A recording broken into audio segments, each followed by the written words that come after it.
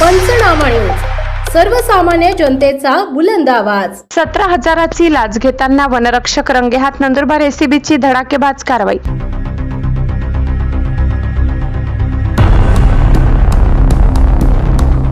शहादा वनपरिक्षेत्रातील कोंढावड बीटमधील कारवाई, मोबाईल जप्त, निवासस्थानी झाडाझडती सुरू।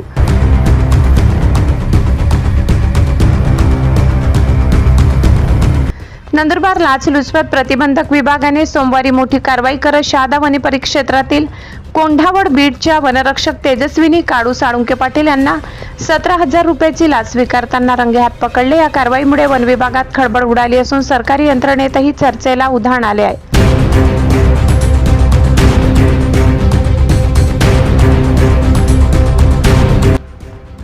मिळालेल्या माहितीनुसार तक्रारदार यांनी फेस ग्रामपंचायतच्या वतीने ग्रामपंचायत हद्दीतील शेतीच्या बांधावरील माड रानातील काटेरी बाबूड झाडे तोडून ते चारचाकी वाहनाद्वारे गुजरातमध्ये विक्रीसाठी वाहतूक केली होती।